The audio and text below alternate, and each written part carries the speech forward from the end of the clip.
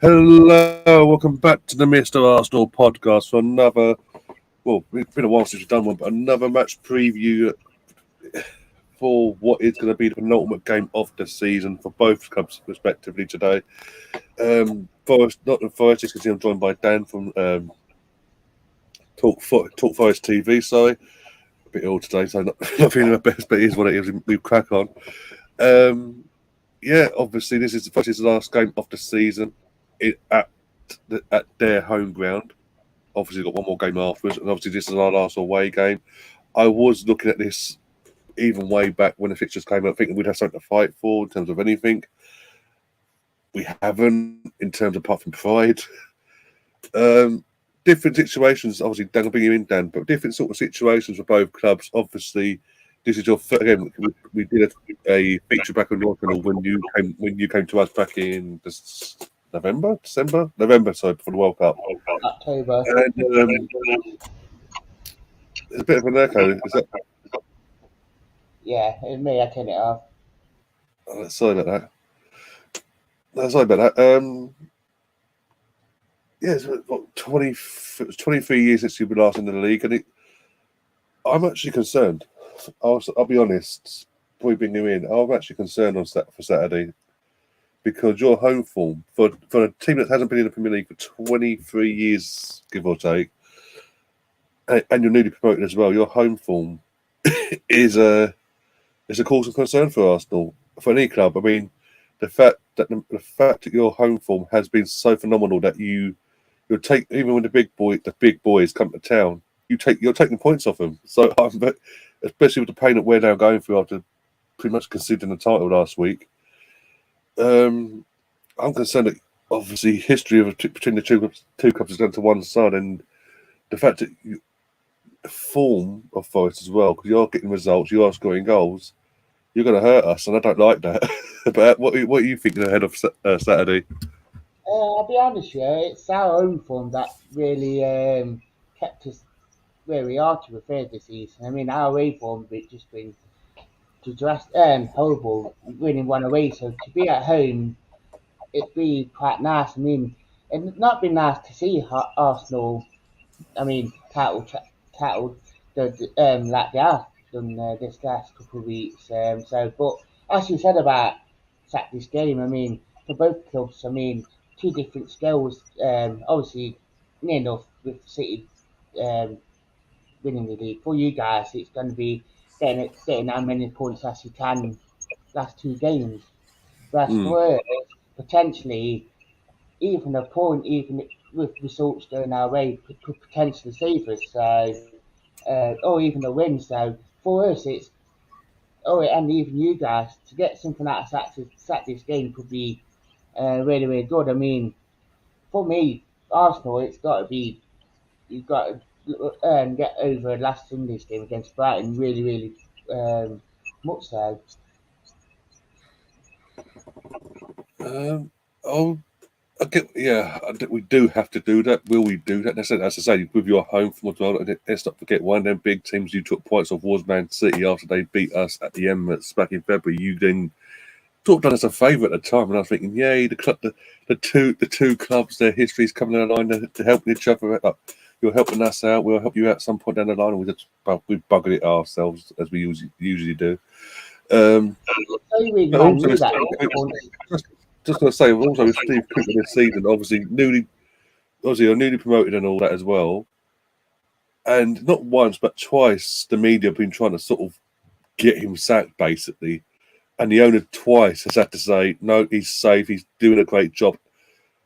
It would have been farcical, even at the start of the season, even this second half of the season when it came up again, to sack him because the job he did last year, to getting you up to being the only manager he's obviously in 20 odd years, to turn, especially when he came in where you were when he came in last season, to turn things around so quickly, so rapidly, get you promoted and get the fans excited again, and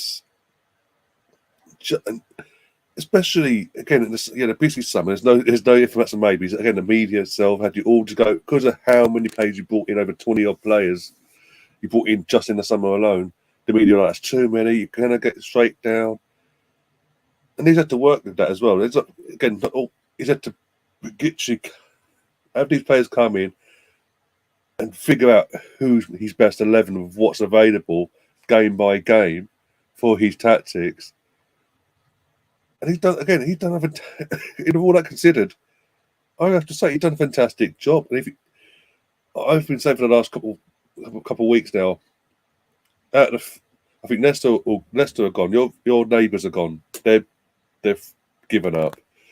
Was that put nice? See that put a smile on your face when I say that.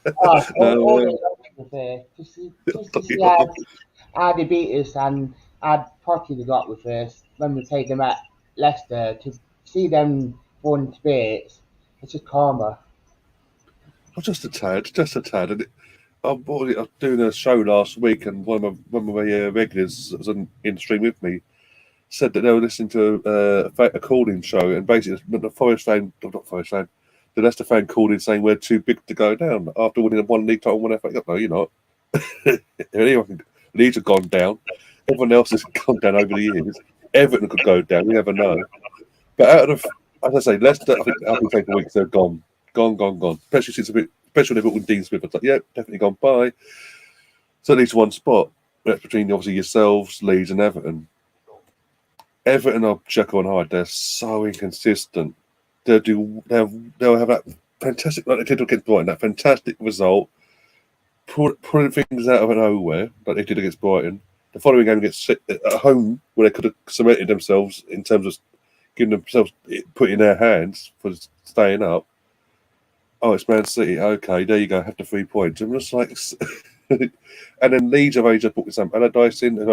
It's only I understand Allardyce has actually shown some fight because previously under Javi Garcia, from the halftime team talk, whatever happened at Palace against Palace, sorry, it just capitulated there. And amongst all that, you guys have just got on with it, and you're scoring. The thing is, you are scoring goals. You're number 9. I can't pronounce his name, but he is scoring goals. Considering apparently he wasn't a Steve Cooper. Steve Cooper didn't want him. He's doing a job. He's getting the minutes, and the team is collective. I mean, I've got to touch on it. I'll ask you something about Navas. Obviously, Dean Henderson was brought in on loan at the start of the season. Is he still injured? Because he's been out for a while now, and it's just a bit.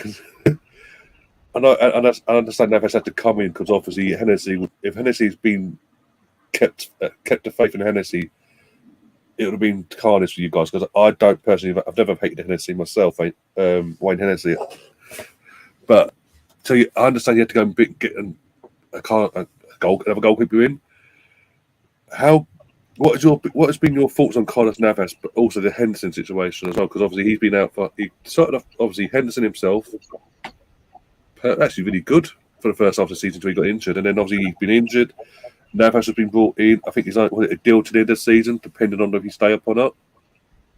But what's your thoughts on both goalkeepers? Start with Henderson first, because obviously he's been in on against. Hennessy, I'll be honest here, I felt quite sorry for him because he'd been the understudy for us under Hendo. And obviously played in the cup games, played against Man U because obviously with Endo being Man U player.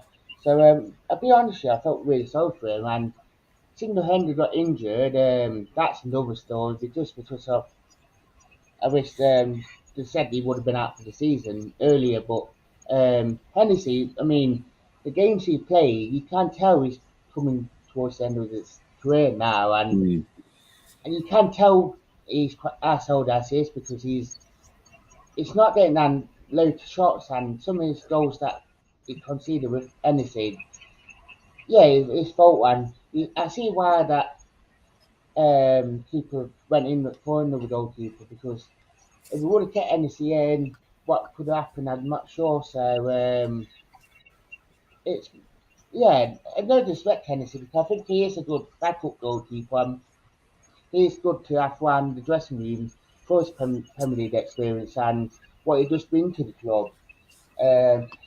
Like I always say with quite a few of our old players. So yeah, that's Hennessy.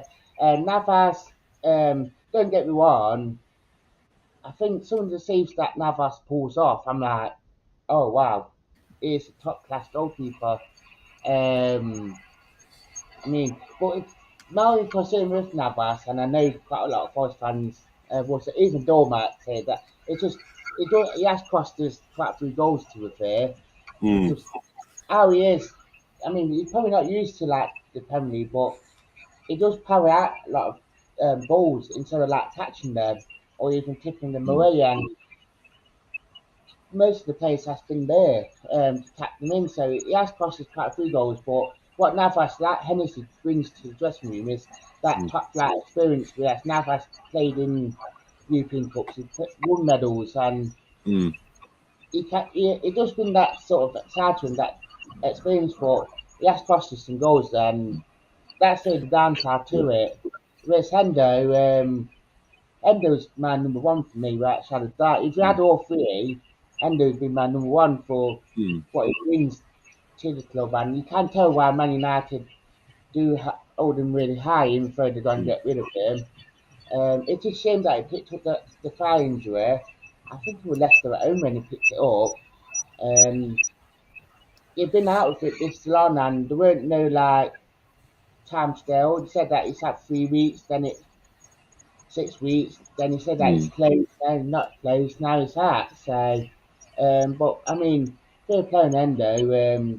He kept us in games. I mean, even when we played some of the big sets, I mean, like you said earlier about we took some points off them. I mean, it's only Man United that won at our place at, and Yeah. Spurs had that six that, as you call it, the top six. Even with Spurs, I don't think they are. I don't class them as top six, but each to their own. Right, top clubs. I mean, it's only Man United that really won, and Endo's been a big part for that, and Navas has as well, like Mm. keeping us in games, especially against Liverpool, Man City when Navas was top draw. I mean, that's mad theories on the goalkeeping situations. I mean, with Navas, you obviously have mentioned obviously he has cost you a few goals since he's come in, but do you think that's more so down to his age? Because obviously he's what, he's Yeah, 37, 38 now. Again, he's like you say about Hennessy coming to the end of his career, but obviously with the experience he brings in terms of from outside of the Premier League, the leadership he would bring from obviously being at a club like Real Madrid, obviously that it made sense, and he's cost you some points. It's not as you yeah, mentioned, but but he gave us some he's made points. some key saves as well, Yeah, and he has done obviously, to be fair, and didn't know shadow that both NEC and Navas have given us points as well. So I don't want to criticise them too much, but they have given us some points as well. yeah. Sorry for the comments. I've got MS in the chat. Obviously, Doors there as well. As you know, what you mentioned, Doors. He's just Door.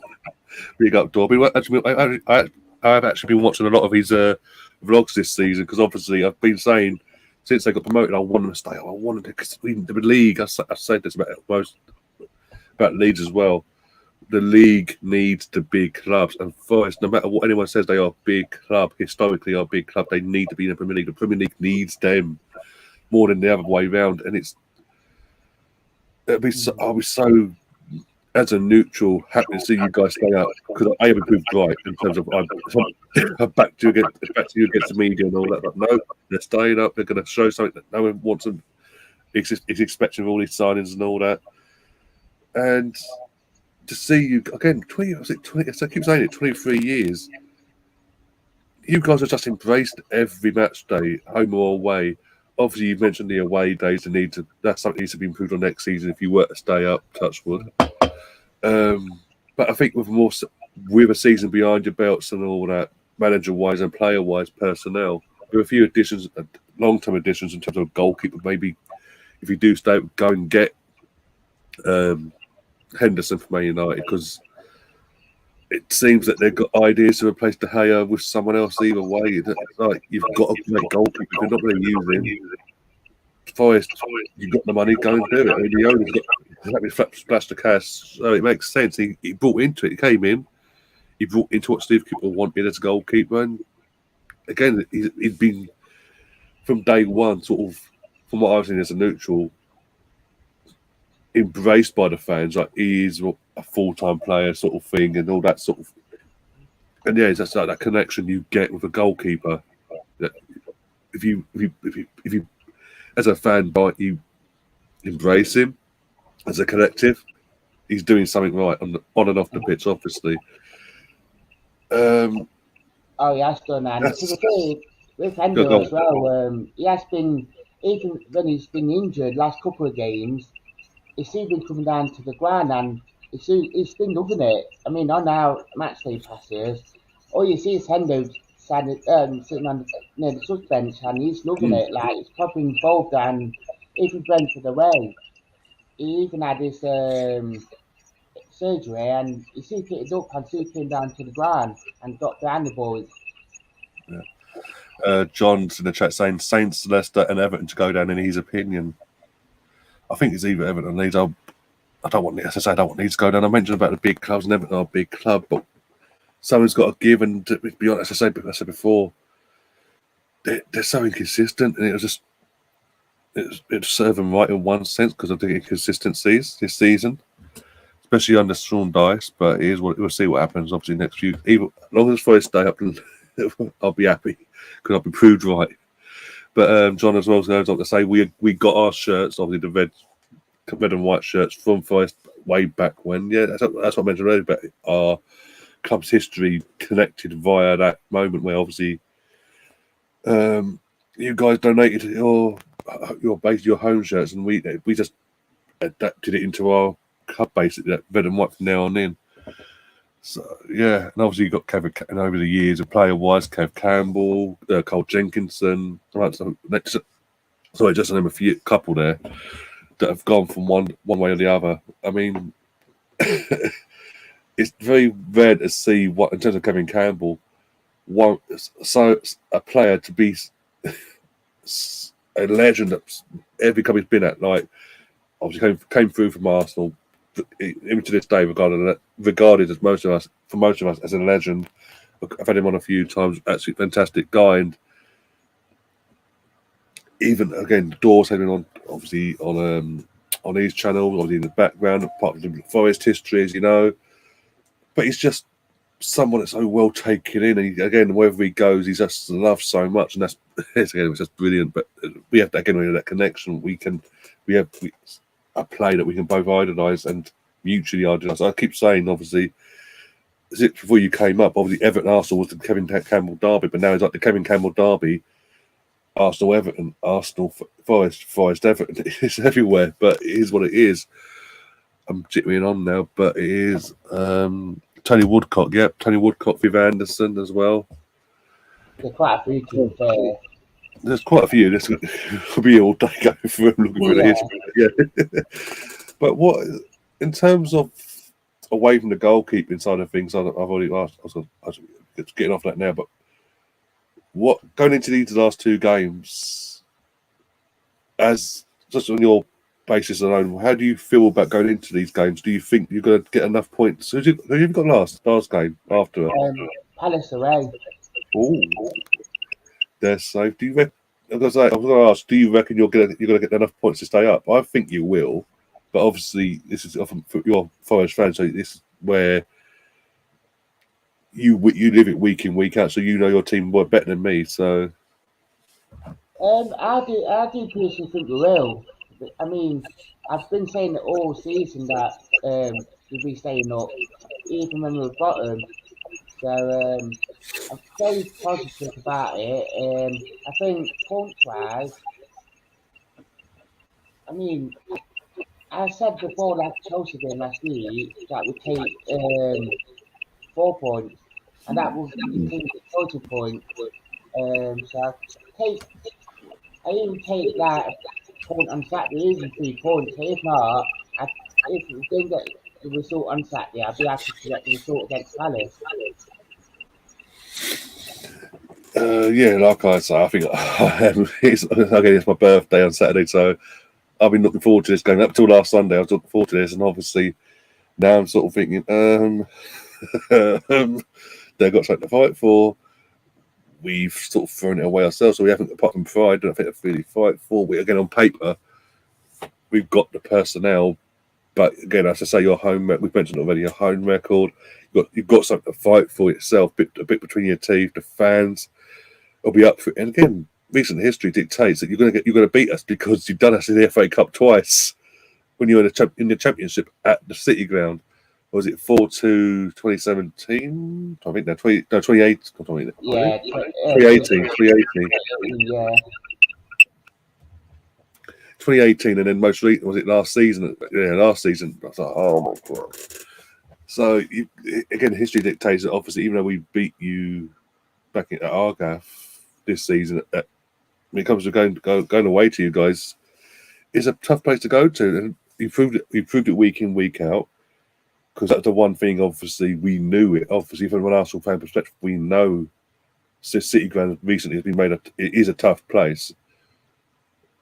But no one else realised that until this season when I looked at it, because you just, as I say, and another reason why, again, you guys deserve to stay up, for me, is you from day one have shown fight. You've not just been here to make up the numbers. You've not been, oh, this is the Premier League, it's a bit too much for us, sort of thing from the players' perspective. It's, no, we're here to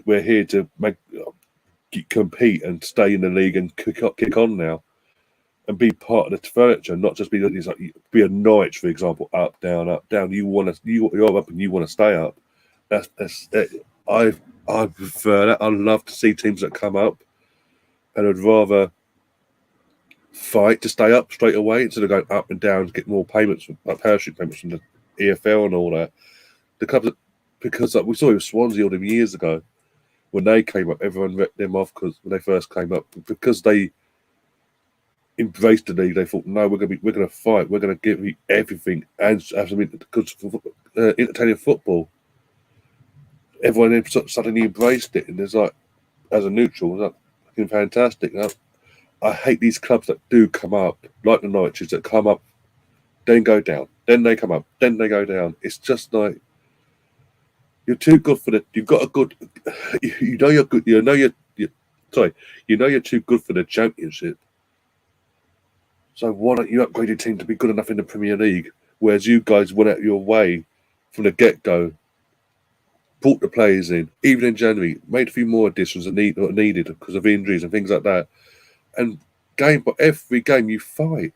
And that's, as a neutral, I don't know about, obviously you're Forest fans, you would have it even more, but as a neutral, it's so more refreshing to see that you guys have been out for so long and you're going, no, you're going toe to toe. I mean, was it? As I say, apart from Man United, everyone else you took points off. You've either beaten at home or just or drawn. Even last week against Chelsea, I know it's Chelsea aren't the same Chelsea as the years gone by, but they've still got individual players that would frighten anyone on paper. But you guys went toe to toe. If anything, you should have won based on what I saw again on highlight form, respectively. But you were a better team. There's just more that Sterling was Sterling there, and they got a bit of luck on the day. Otherwise, it would have been a different result. Goals. So I didn't catch that. To be fair, we gave Chelsea the goals. Bar the goals they scored, it didn't look like they're going to get anything from us. To be fair, that's how good we was. No, exactly. That's and again that's so refreshing to see that no matter what their situation is, you've still gone there to fight, and you've got to go. Oh well, you need your Chelsea when you can have to when you're at home. Especially if you mentioned already in this podcast, the away form this season hasn't been their best. You went away from home last week, and got something, and deserve to have actually more than what you got. But that's something to build on, especially if you stay up for next season. And I don't know what else to say in terms of keep giving you guys plaudits, but it's deserved, it's merited, because you've guys have just come in and hit the ground running in terms of the fight and desire. Even had a bit of a drop off because of the away games you having back to back, you still kept yourselves in there. And as it stands, it's still in your hands to stay up. It's not out of your hands, basically. I mentioned it before about Steve Cooper this season. I mean, what's you as a fan, and obviously fans in general, what's been the how can I put this? The feeling around Steve Cooper, especially as I mentioned before, so the media himself twice now this season have been trying to get him basically sacked. I mean, the last time they said he was sacked, and he only had to come and say, no, he's my manager, he's staying put. Ain't no shade of that. The media just been absolutely awful on Forest this season. From wanting to get the manager sacked to the signings to getting points. Oh, they've just been absolutely lethal on this season. I mean, Super Cooper, it's just been our manager like since he came in, he not worked with his own squad near enough. This season been his first time he's done it. I mean, last season he had it from like 3 or 4 years manager signings, whereas this season, yeah, fair enough, some of the signings might not been his signings, but the signings that has been his signings, I mean, fair play on him for gelling them together and getting results because, I mean, the media weren't on our side. But, I mean, to get us to where we are, just been a miracle for him to do that. And I mean, if we stay up, why can't you get manager of the season for the job he has done? Um, in terms of keeping us up and building this squad with, I mean, we already had 10 contracted players start the season. So getting the players in and some of them that weren't meant to stay to go, fair play on him. And yeah, when the media said he's sacked, I'm like, why would you say that? I mean, and fair play on Miakias, he actually stuck by him. I mean, Miakias got, when he came into Forest back in 2017, he came in with a bit of a reputation for sacking managers at Olympiacos.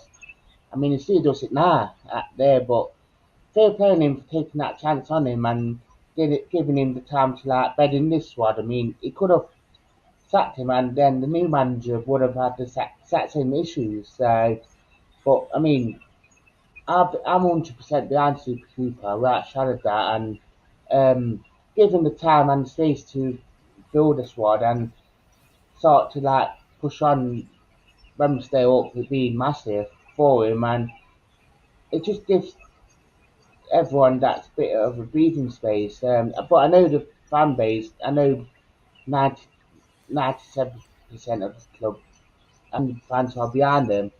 I mean, you get the odd like fan that not behind them just because he don't like the way we play or he don't like that playing or you know you get them sort of fans. But I know like 97% of the club are behind them. Trust me, my friend, we have it in our own fan base. He lives in Spain, but he's a nuisance either way. We'll move on from that. If you know, Yeah, you know. That's all I'm saying. But yeah, you mentioned obviously again. You keep saying it, but you mentioned obviously some of these signings weren't his signings. He hasn't. He's never complained. He's just got on with it. He's got on with his job. He's accepted it and gone. Okay, I've now got to figure out what's the best 11 for particular teams. This, that, the other, week in, week out, and again, that's refreshing to see as well. That manager just gets on with his job and just does a good job. and he has done since been here. He actually got on with the job and he just not known once about it. He said the players that when they hadn't played well, he said it as it is. When they played well, they said we have done well. But it's just that sort of manager that just cracks on with the job, and you don't see that nowadays, especially with how the media is and how clubs work. People just got on, cracked on with it, and it's just really good to see. No, yeah, it's brilliant. As I say, as a neutral, it's brilliant to see. It's brilliant to see an owner outside of Arsenal back the manager. He shouldn't have had to do it twice, but he did, and again, that's refreshing because through the years, as you know, before Steve Cooper, you was having to go through managers like because they just weren't stepping up and doing the job that they were hired to do. Obviously, in terms of trying to get you promoted and all that over the years. So you've always been like going through, was it Chris Hughton was previously? I never got that Let one, me, but either way, Chris Hughton, I think yeah, Stuart Pearce at one point, amongst a few others, and it was just like you need. It's just now, especially now you're back in the big time in the league, Premier League side. You need that stability, and it seems like the owner's willing to do that because he realises what the achievement, what Steve Cooper doesn't play, and the achievement he did last season, and what he's doing currently this season. Arguably, this season could be a bigger achievement than getting you promoted in the first place, with the squad that he inherited, because of what we've mentioned already in this podcast in terms of the 30-odd players he's had to sort of take on and build a squad basically in his first. Again, in a season where it's not a how can I put this? It's not only your Forest's debut season, but it's his debut season at the Premier League level as well. This is new territory for him, and he's like the players and the fans and all that. He takes it on. He's just like, yeah, and what again? I said this. Forest are a big club, and he acts like the way he speaks about you guys in the press conferences. He gets it, and he makes it perfectly clear that we are a big club and we're here to stay. And you, as I said a minute ago, you need that stability now. And I think the owners suddenly realised I don't need to sack him because he did what he did last year, and we're not rock bottom, and we're doing well, and the players are fighting for their lives basically. They're running through brick walls. And some of these players that we mentioned, Orien, Lavas, John Joe Shelby, Premier League proven players or world class players, effectively over the years, they're not kicking off. They're not kicking off for us. They're not saying, "Who are you? Who are you, Steve Cooper? I'm so and so. Do you realise who I used to play for, etc." They respect. They're showing the respect I've seen. In terms of couple of players, a multi-Champions League winning goalkeeper. I know he mentioned his age before, but he's a multi-winning Champions goalkeeper for Real Madrid, and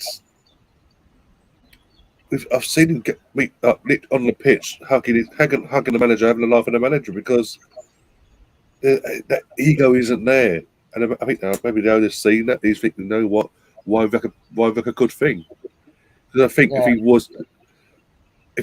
if there ever was a situation where he relayed back to his bad habits, there'll be a kickoff with you guys because you guys from the get-go, because of how he's conducted himself when he's come in. Again, I'm talking about Henderson being embraced. He's been embraced, and he embraces it back. And I mean, again, I mentioned about Dawn and all that. The fact that to the point of at some point last season, he's met up with Steve Cooper's brother outside the ground and made friends with him, and been on a podcast multiple times and things like that. It's just the little things that mean so much to us fans, and Steve Cooper's that old school sort of coach that gets that. Yeah, it is really good, and it's really good with the fans. He always speaks highly of the fans wherever he goes, and going back onto the players and the players respecting him. Obviously, a lot of players after came out and said players that worked under him that say that they all loved working under him. He is a great management with the players and that, and everyone speaks really highly of him, and that's what you need from a manager to feel with. He's really good with the players, and he knows how to get the best out of them, and he knows what to do.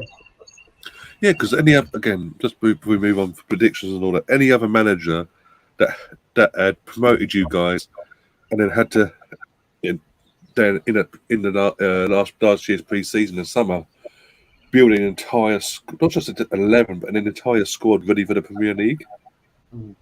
They would have, any other manager would have crumbled of his experience, obviously. As I mean, or even high experience, they would have crumbled. And I mean, he hasn't. As I say, he just got on with it, and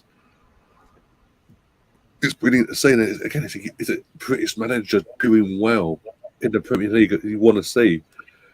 As I say, I want you guys to stay because I think once you're settled, you guys will. I think you guys will start pushing up the league and all that for European spots in the next couple of years if you can maintain. Obviously, not sustain up this season, but then kick on for next season in terms of a few additions here and there that you need to address or whatever. I think you guys are going in the right direction, and I think you've got an owner that actually doesn't listen to the media; he listens to the fans in terms of this time round. Yeah, And that's refreshing to see because we've seen it. We see it this season. We've seen it every season, apart from the lockdown season where literally the owners are all the other owners are trigger happy. Like, oh, apart from our owner, obviously, because they kept faith in our guy when it was all going wrong. But yeah, it is what it is, and that sort of things. Credit to Forest. This suspension new sub to the channel recently. Sorry. Credit to First Ownership for providing shit with Cooper, not making a knee jerk firing. There was no need for it, and that's in the modern day. That's so refreshing to see. We've seen it again, like I said, this season. Like Southampton, four managers have been through this year. Hasenhüttl, Jones, and this current guy, probably another guy after in a few weeks' time. Watford are known for no matter what they do, they can literally walk in the league 10 points clear. Okay, you're sacked. New facing. Come on. Oh, dear. Definitely. I mean, it's a shame how football gone with the sackings and all that.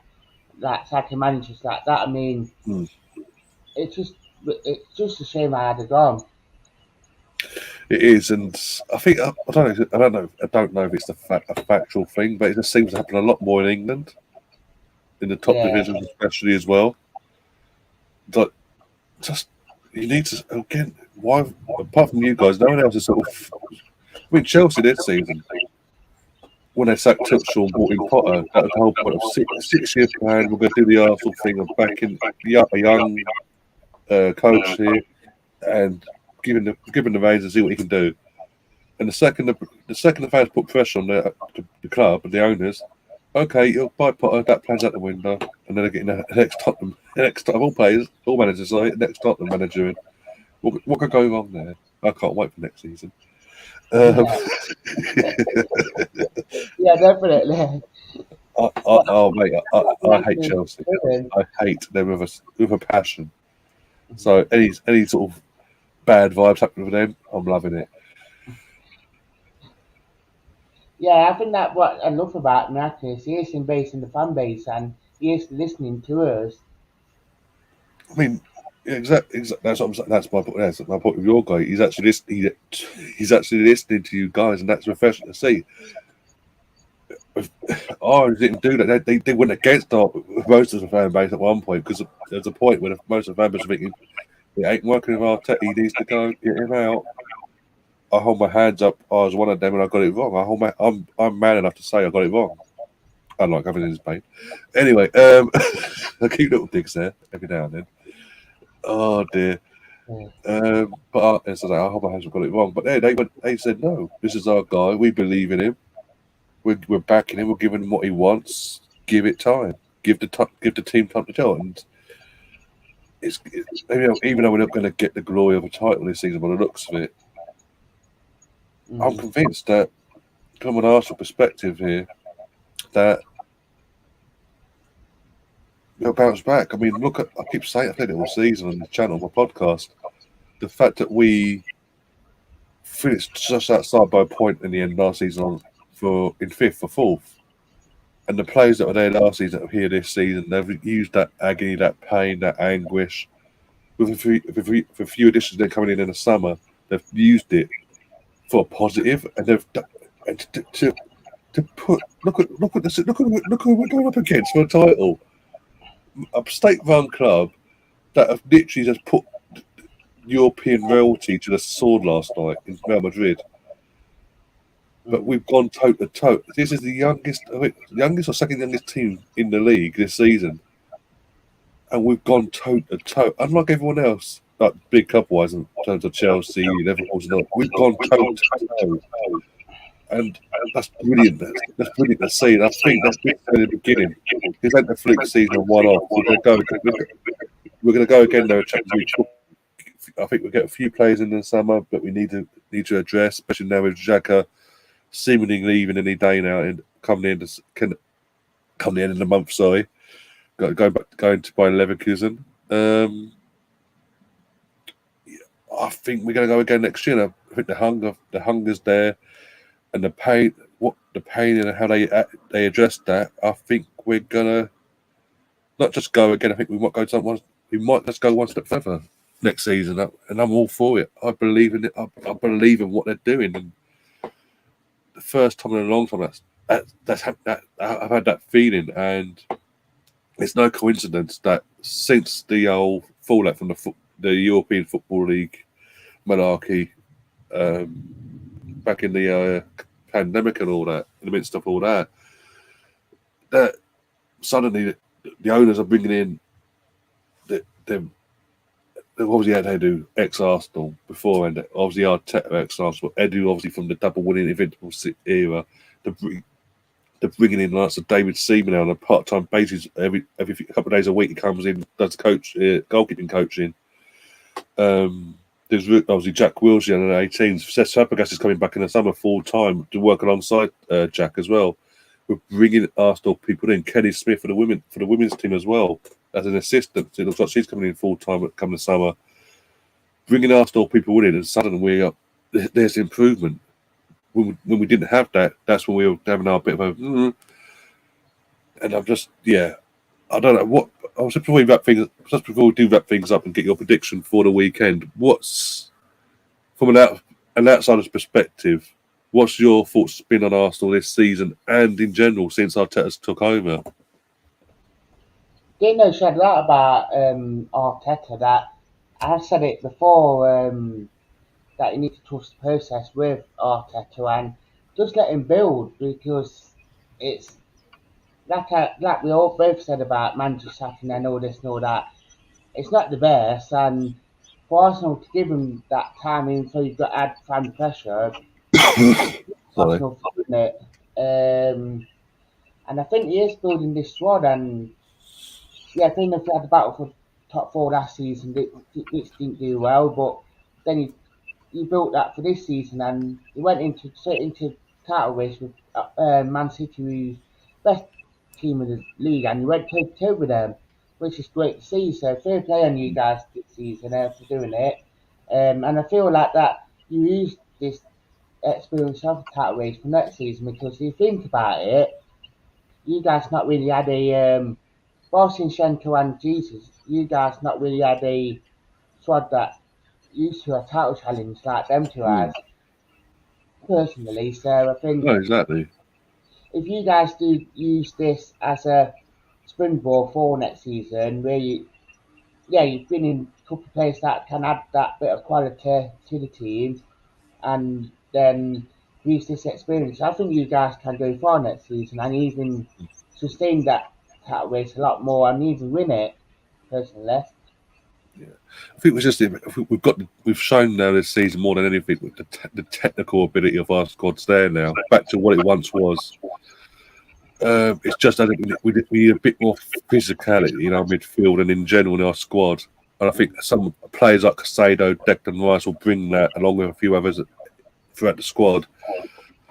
And we do need to bulk our squad out as well, because we're back in the big time in terms of European football for Champions League.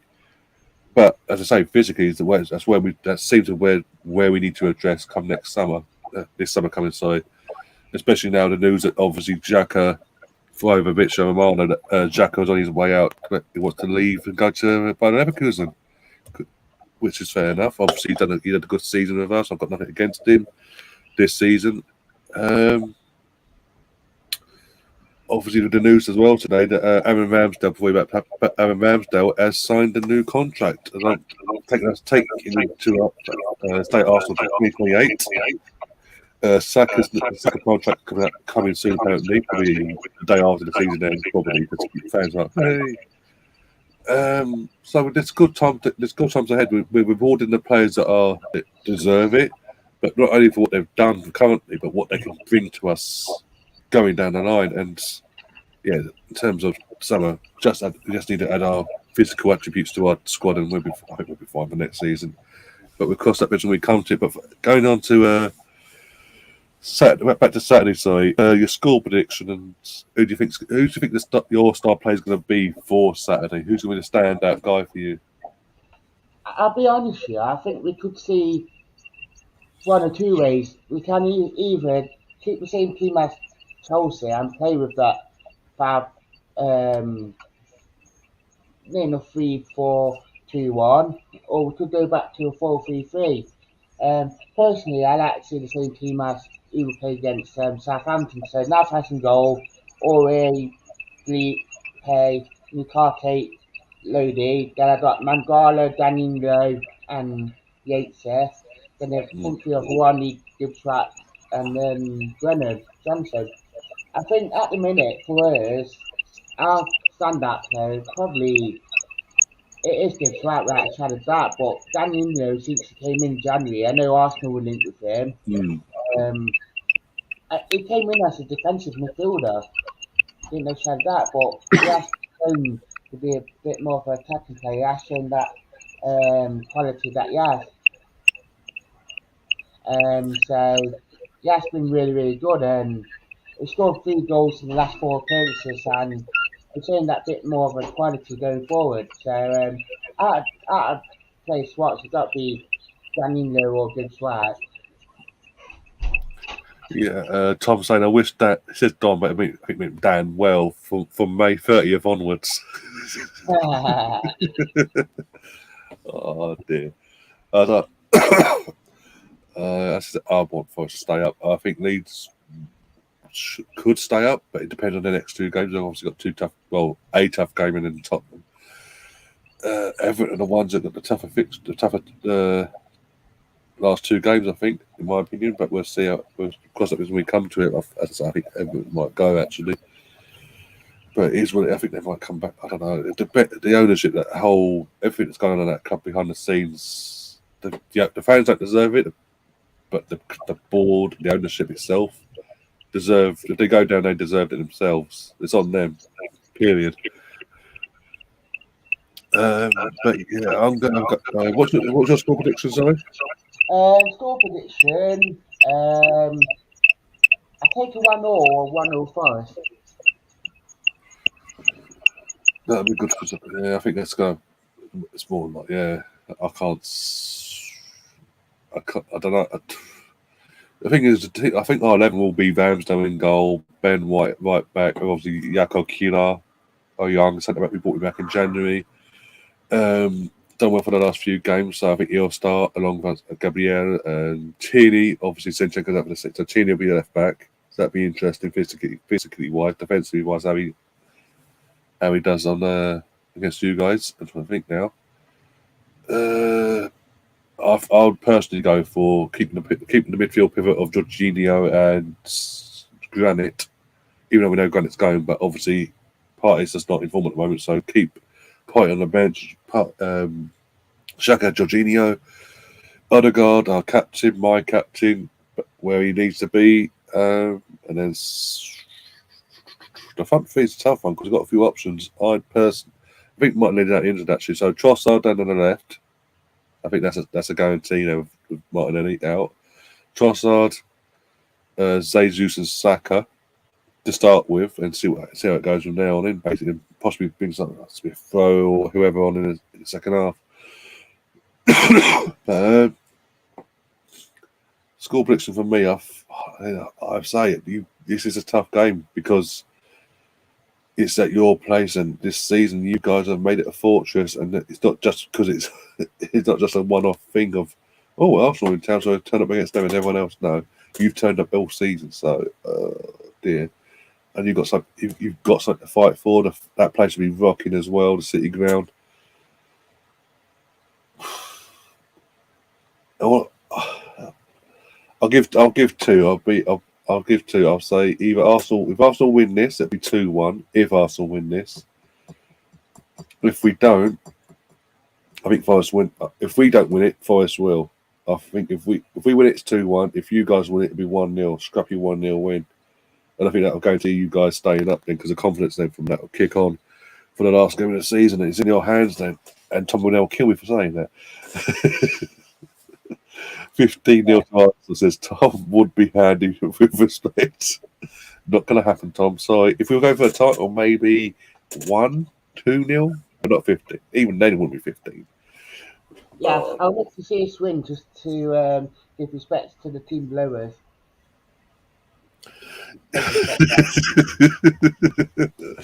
Oh dear. Spencer saying, it is the battle of relegation versus can you finish strong FC. Oh dear God. Oh dear, but obviously I know you're on tight schedule. You've got to go somewhere else now quickly. But where can people find you on your channel, and yeah, what you got coming up on your channel as well? Basically, I'm on YouTube. It is Talk Forest TV. Obviously, I do a lot of previews, reviews, talk about all things Forest with the news and that. Everything what's going off. I do get fans on the channel as well. On the socials, on Instagram and Twitter, it is at official_Tftv. I post a lot of like things on the socials like happy birthdays. I do a bit of like trivia and that throughout the day. Um, yeah, and I do have my own personal one, which is at Mr. Quality on YouTube, which I do like talk about general football as well. Okay, cool. I'll be putting the script. I will put it in the descriptions later, all the links for all that stuff. So bear with me, guys, on that. But yeah, I've enjoyed doing this. Hope you guys have enjoyed it as well. And the listeners will be listening back on this. Hope you enjoy it as well over on Spotify and all that. If you haven't already, go and check us out on the audio platform as well. Give us a follow over on that side of things as well. Help the audio side of things grow even faster than what they're currently. This podcast on the audio from the audio point of view is 10th in the world for Arsenal podcasts, audio wise. So let's keep kicking on now. I mean, good company, by the way. Harry Simu, Old Arsenal, all the Bergkamp Wonderland and all that. We're in good company. So let's crack on now. Try and jump above them at some point, guys. But yeah, Tom's last comments are seriously good luck, but not too much luck. I think you both can have good luck. You both had good luck and everything going down. Everyone's happy then. Yeah. Apart from everything, obviously. But with that, guys, obviously, I'll be back on Saturday, 5 o'clock UK time, half hour before kickoff. Go through the teams, let you guys settling in and all that, and see if Arsenal can do my birthday or not. Basically, what can go wrong? What can go wrong? But hopefully, hopefully the next 2 days I'll be better as well. Don't be coughing and spluttering all over the place. Touch wood. But until then, guys, take care of yourselves and see you on the other side. As always, up the Arsenal. Come on, you Gunners.